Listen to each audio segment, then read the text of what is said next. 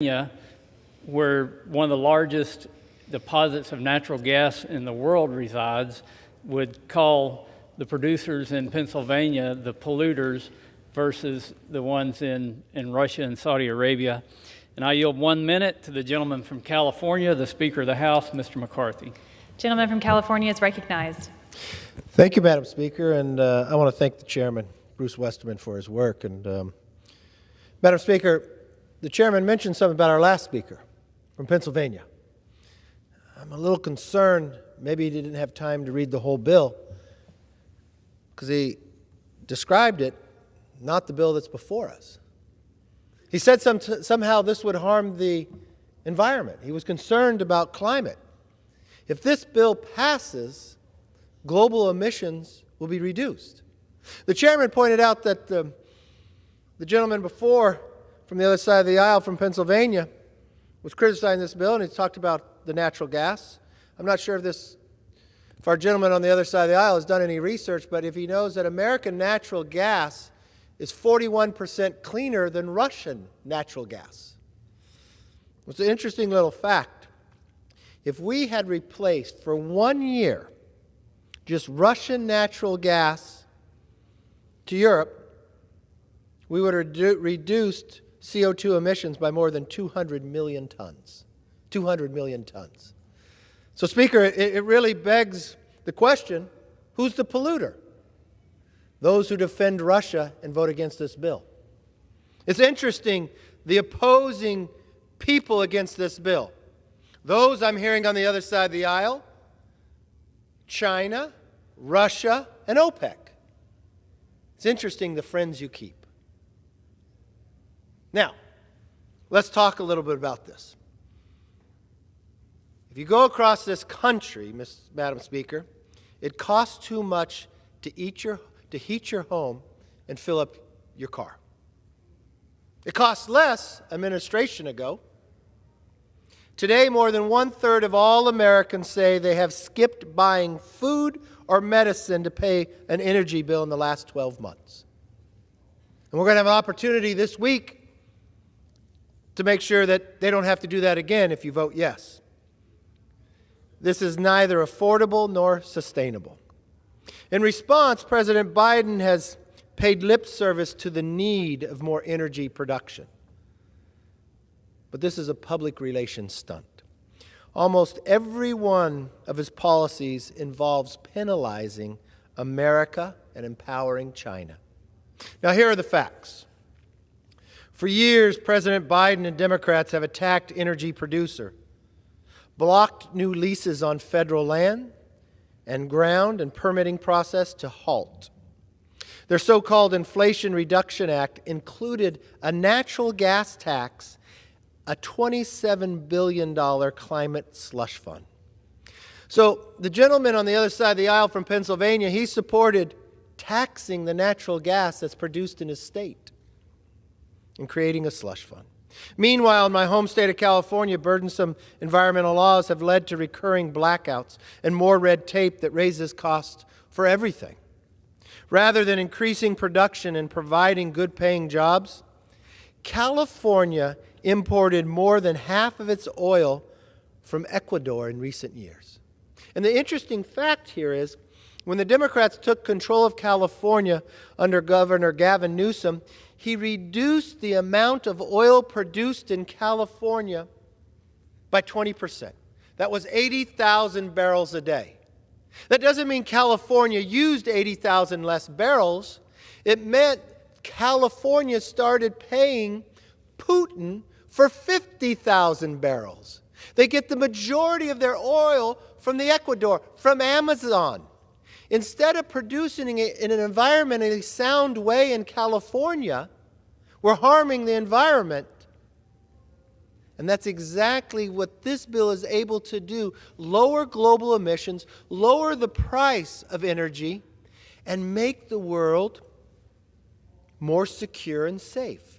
Because then Putin and Russia is not controlling Europe. Democrats have sent a clear message about their priorities. They are the party of $5 gas, subsidizing communist China and the never-ending dependence on foreign dictators for minerals we have in America. It was only a few short years ago where America produced more of the critical minerals than China.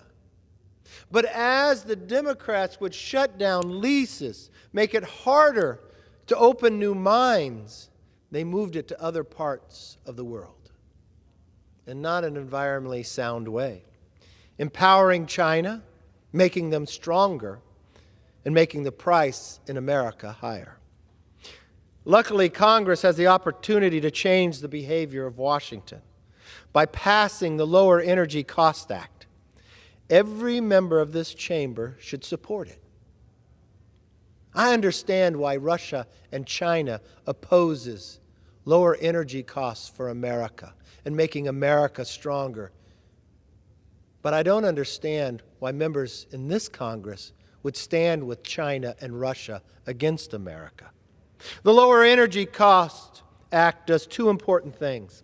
One, it restores American energy leadership by repealing unnecessary taxes and overregulation on American energy producers, so we can lead the world in providing clean, affordable energy. Two, it makes it easier to build things in America. For example, this bill includes a 2-year time limit on environmental impact statements. It also streamlines the process for lawsuits, so activists can't use the courts to delay projects for years.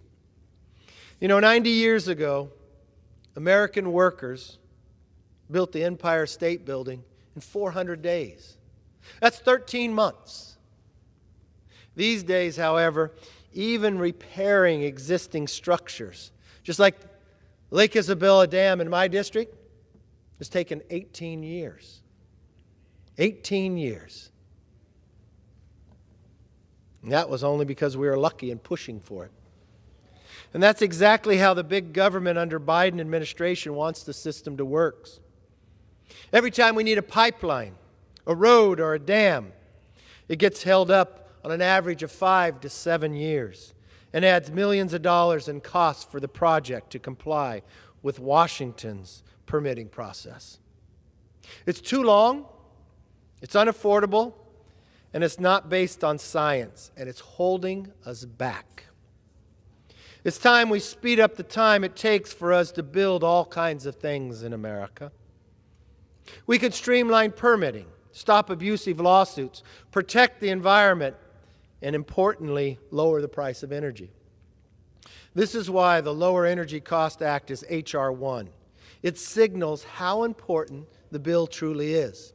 Madam Speaker, when the Democrats were in the majority, you know what their H.R. 1 bill was? Election. Election. Why?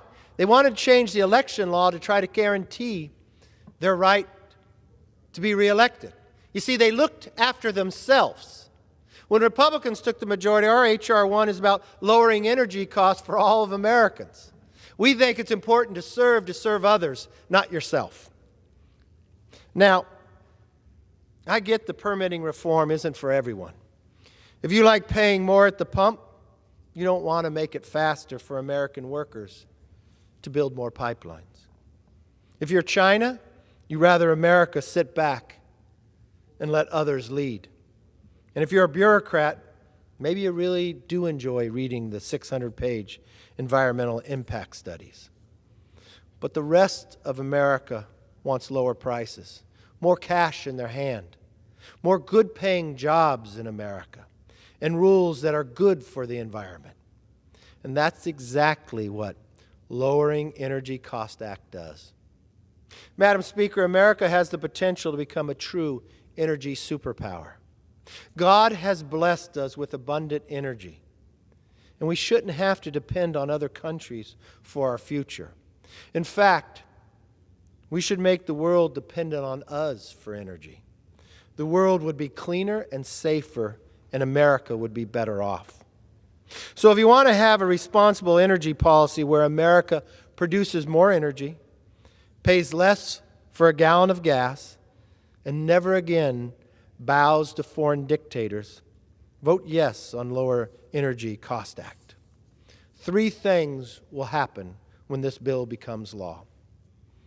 Your energy costs will be reduced.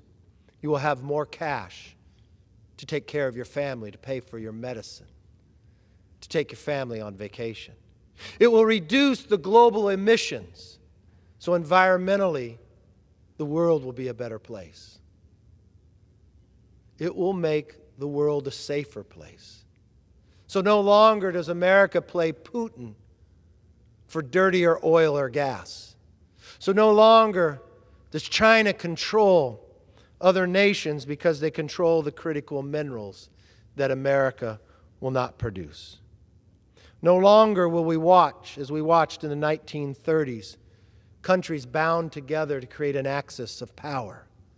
We've now watched China enter the Middle East to bring Saudi Arabia and Iran together.